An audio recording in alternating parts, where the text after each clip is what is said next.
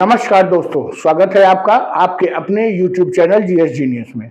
जैसा कि आप स्क्रीन पर देख रहे हैं, Trump orders strikes against Houthi rebels इन यमन।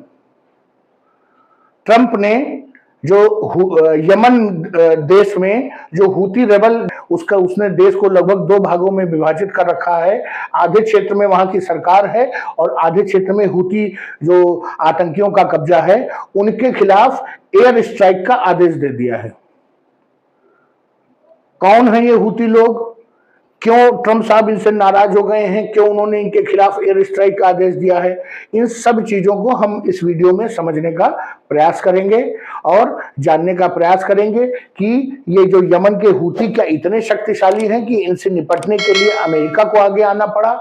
तो चलिए मित्रों, इससे पहले कि हम वीडियो को शुरू करें, आपसे हमारी रिक्वेस्ट है कि हमारे चैनल को सब्सक्राइब कर लीजिए।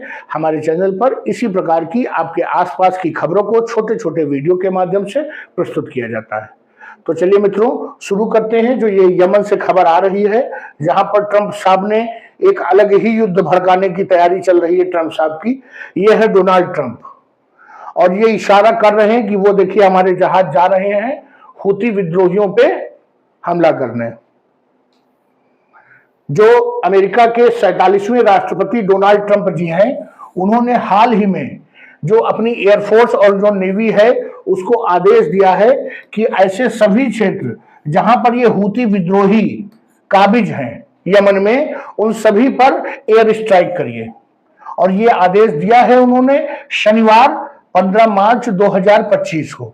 और मित्रों बता दूं कि उनके आदेश देने के तुरंत बाद जो यूनाइटेड स्टेट्स ऑफ अमेरिका की नेवी का जो बेड़ा इस समय हिंद महासागर में और अरेबियन सी में पड़ा हुआ है, उसने तुरंत आदेश का पालन शुरू किया और हमला शुरू कर दिया। उन्होंने ये कहा है कि ये आदेश जो है, ये जो आदेश उन्होंने किया है हमले का, ये तब तक ये हमले जो भयानक हमले होते रहेंगे जब तक ये जो ईरान समर्थी हूती हैं, ये जो है जो ये रेड सी वाला क्षेत्र है, लाल सागर वाला क्षेत्र है, और बहुत ही जरूरी जो है जो समुद्र के माध्यम से व्यापार होता है, तो बहुत ही महत्वपूर्ण शिपिंग लाइन है। उस पर जो है जो वेसल्स हैं, जो मर्चेंट नेवी के वेसल्स हैं, उन पर हमला करना बंद नहीं करते, तब तक ये उन पर एयर स्ट्राइक करते रहेंगे। मित्रों, मामला यह है कि जब इजराइल ने हमास पर गाजा में हमला किया, उसके बाद पूरा विश्व तो केवल मौखिक रूप से इजराइल की आलोचना कर रहा था, लेकिन चूंकि हमास भी ईरान समर्थित ग्रुप है और हूती भी ईरान समर्थित ग्रुप है, तो ईरान ने हूती के माध्यम से जो है पूरे विश्व पर दबाव बनाने के लिए जो रेड सी और जो अरब सागर में जो महत्वपूर्ण जहाज जो व्यापार के लिए यूरोप जा रहे थे, उन पर मिसाइल और ड्रोन अटैक करना शुरू कर दिया, जिसके कारण ये मार्ग पूरा बाधित हो गया और पूरे विश्व के देशों को व्यापार करने के लिए अफ्रीका का पूरा चक्कर काट करके जाना पड़ा, जिसके कारण व्यापार लगभग ठप सा हो गया था। जबकि सीजफायर हो गया है, लेकिन हूतियों का कहना है कि हम अभी भी यूनाइटेड स्टेट्स और इजराइल के जो वेसल्स हैं उन पर हमला करते रहेंगे। उसी के प्रतिरोध में ट्रंप साहब ने यह निर्णय लिया है और ये हमले शुरू कर दिए हैं। आइए देखें हमलों के बाद क्या हुआ है। ट्रंप ने ईरान को जो है वार्निंग दी है, उनको चेतावनी दी है कि जो ये विद्रोही गुट है हूतियों का, इसको सपोर्ट करना बंद कर दें, नहीं तो हूती जो भी काम करेंगे, जो भी एक्शन लेंगे, उसकी पूरी जिम्मेदारी ईरान देश की होगी। क्योंकि पूरी दुनिया ये मानती है कि हूतियों का अस्तित्व वो भी शिया विद्रोही गुट है और ईरान में भी शिया बाहुल्य देश है, और ईरान ही हूतियों को पैसा और हथियार मुहैया कराता है। इसलिए यूनाइटेड स्टेट्स के जो राष्ट्रपति डोनाल्ड ट्रंप जी हैं, उन्होंने सीधे सीधे ईरान को वार्निंग दी है और कहा है कि आप ये सब जो है इनको समर्थन देना बंद करिए, नहीं तो सारी जिम्मेदारी आपकी मानी जाएगी। इसके पहले अमेरिका ने एक जो है ईरान के जो ऑफिशियल्स को एक लेटर भी लिखा था और कहा था कि आइए जो न्यूक्लियर वेपन प्रोग्राम आप चला रहे हैं उसके ऊपर एक द्विपक्षीय बातचीत को शुरू करते हैं। क्योंकि ये जो बातचीत थी न्यूक्लियर वेपन प्रोग्राम पे, वो जो बाइडेन के टाइम पे रुक गई थी और एक प्रकार से अमेरिका और ईरान के बीच में गतिरोध हो गया था। तो ट्रंप साहब चूंकि व्यापारी आदमी है, बातचीत पे भरोसा करते हैं, और बातचीत पे कितना भरोसा करते हैं ये आप देखिए। 20 जनवरी को उन्होंने शपथ लिया है और अभी 2 से 3 महीने हुए हैं, उन्होंने यूक्रेन वार में एक टेम्परेरी सीज फायर करा दिया है और इजराइल हमास में भी एक टेम्परेरी सीज फायर करा दिया है। तो उनका कहना है कि आइए फिर से निगोशिएशन टेबल पे बैठते हैं और जो आपका न्यूक्लियर वेपन प्रोग्राम चल रहा है इसके संबंध में बातचीत करते हैं। उन्होंने कहा कि वो किसी भी हालत में ईरान का जो न्यूक्लियर प्रोग्राम ये चल रहा है उसको जो है हथियारों के जो न्यूक्लियर आर्म्स को तैयार करने की दिशा में जो प्रोग्राम चल रहा है उसको किसी भी परिस्थिति में अलाउ नहीं कर सकते हैं, ऐसा ट्रंप जी का कहना है। जैसे ये स्ट्राइक का ऑर्डर दिया उन्होंने डोनाल्ड ट्रंप ने, वैसे ही जो सना एयरपोर्ट है, ये सना जो है यमन की राजधानी है, सना शहर है, उसका जो इंटरनेशनल एयरपोर्ट है और माना जाता है कि ये इंटरनेशनल एयरपोर्ट जो है पूरी तरह से हुतियों के कब्जे में है। वो इस एयरपोर्ट का इस्तेमाल अपने जो सैन्य ठिकाने के रूप में भी करते हैं। तो वहीं पर जो है जो यूएस के जो विमान है उन्होंने बमबारी की, उसके कारण जो ये सना एयरपोर्ट कॉम्प्लेक्स है वहां से लगातार धुआं उठते हुए देखा जा सकता है, ऐसा वीडियो फुटेज में जारी किया गया है। जो अनीस अल असबाही हैं, स्पोक्स पर्सन है, जो हुती की जो हेल्थ मिनिस्ट्री है उसके स्पोक्स पर्सन है। आप समझ सकते हैं कि जब आधे से अधिक देश पे हुतियों का कब्जा है तो एक प्रकार की वो आधे देश में पैरेलल सरकार चला रहे हैं, उन्हीं की अपनी हेल्थ मिनिस्ट्री है, उसी के स्पोक्स पर्सन है अनीस अल असबाही। उन्होंने बताया कि जो ये हमला यूएस ने किया है इसमें लगभग 21 लोग जो है मारे गए हैं और बहुत बड़ी संख्या में लोग इंजर्ड हुए हैं जिनका जो है अस्पतालों में इलाज चल रहा है। अर्थात यूएस ने कहा कि हमने हमला किया और हुतियों ने ये स्वीकार कर लिया है कि हाँ एयर स्ट्राइक हुई है और लगभग 21 लोग मारे गए हैं। यूएस ने कंफर्म किया है कि ये जो अटैक हुए हैं ये अभी बिगिनिंग है, अभी शुरुआत है, लेकिन जब तक वो हुतियों को रेड सागर और उसके आसपास के क्षेत्र में, रेड सी जो है उसके आसपास के क्षेत्र में जो ये वेसल्स पर हमला करने से रोक नहीं देंगे तब तक ये एयर स्ट्राइक लगातार चलती रहेगी। के जो स्पोक्स पर्सन है उन्होंने सीधे सीधे मना किया है कि जो यूएस ये आरोप लगा रहा है कि हुती जो है शिपिंग रूट को बाधित कर रहे हैं, ये पूरी तरह से झूठा है और दुष्प्रचार किया जा रहा है। हुती किसी भी तरह से जो है मैरीटाइम शिपिंग रूट जो है, अर्थात जो ये समुद्र में व्यापारी जो मार्ग हैं उन पर जो मर्चेंट नेवी के शिप्स हैं उनके आवागमन को बाधित नहीं कर रहे हैं। हुती सिर्फ उन्हीं वेसल्स को, उन्हीं शिप्स को टारगेट कर रहे हैं जिनमें उनको लगता है कि वो इजराइल के लिए संभावित हथियार और गोला बारूद लेकर के जा रहे हैं।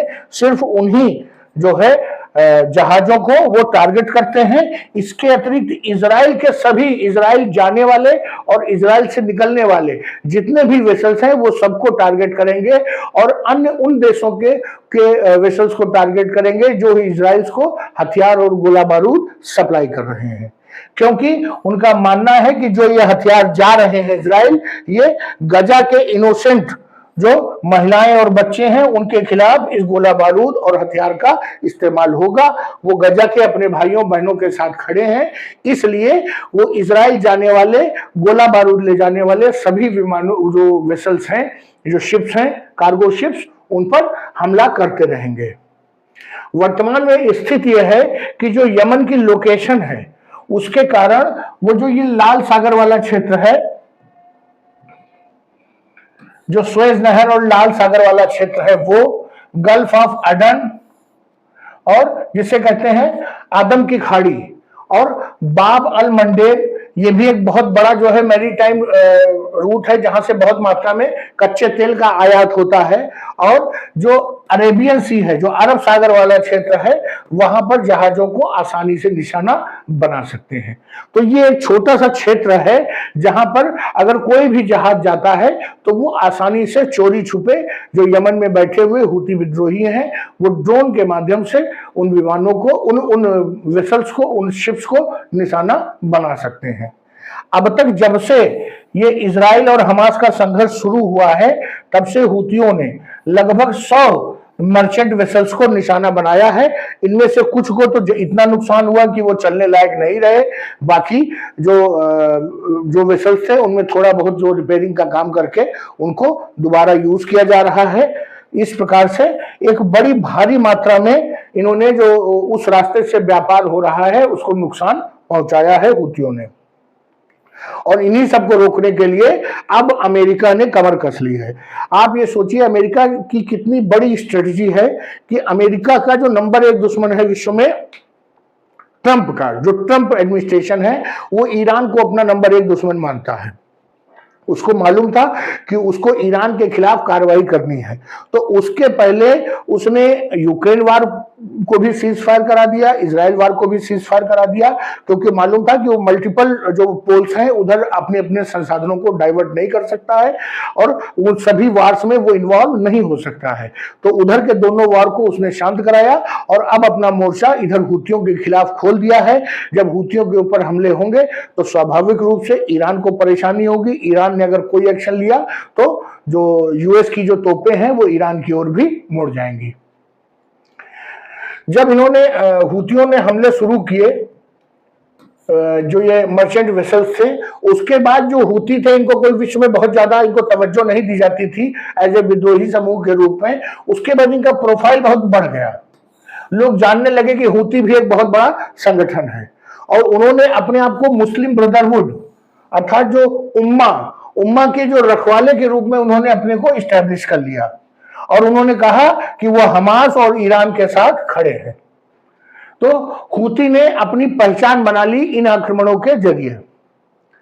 वर्तमान में जो ये क्षेत्र है अरब सागर का, यहां पर यूएस का जो है यूएसएस हैरी ट्रूमैन, ये एक एयरक्राफ्ट कैरियर जो शिप है वो मौजूद है रेड सी के एरिया में और इनके साथ जो है 3 नेवी डिस्ट्रॉयर हैं, 1 क्रूजर है। तो पूरा ये जो बेड़ा है उनका वो मौजूद है और उसी पर से उन्होंने जो है ये जो बेड़ा मौजूद है इसी ने यमन पर जो एयर स्ट्राइक है वो किया है। ये जो कैरियर विमान है ये बहुत बड़ा विमान है और इस पर कई जो एयरक्राफ्ट हैं वो तैनात रहते हैं, वहीं से उड़ान भरते हैं, वहीं पर उतरते हैं। तो मित्रों ये है एक नया मोर्चा खुल चुका है गोलीबारी का, शांति स्थापित होने का नाम ही नहीं ले रहा है। हाल ही में आपको बता दूं कि जो इजराइल और हमास में जो सीज फायर हुआ था वो दोबारा इजराइल ने बमबारी कर दी है नॉर्थ गाजा में और सीज फायर लगभग टूटने की कगार पे है। तो और इधर दूसरा जो मोर्चा है वो यूएस वर्सेस हूती खुल गया है, तो किसी प्रकार भी शांति स्थापित होने नहीं पा रही है। तो चलिए मित्रों, ये हूती और यूनाइटेड स्टेट्स के बीच में जो भी आगे डेवलपमेंट होगा, लड़ाई किस ओर जाती है, ये हम आपको समय समय पे बताते रहेंगे। चलिए मित्रों, वीडियो को समाप्त करते हैं। हमारा प्रेजेंटेशन अच्छा लगा हो तो वीडियो को लाइक करिए, चैनल को सब्सक्राइब करिए। धन्यवाद।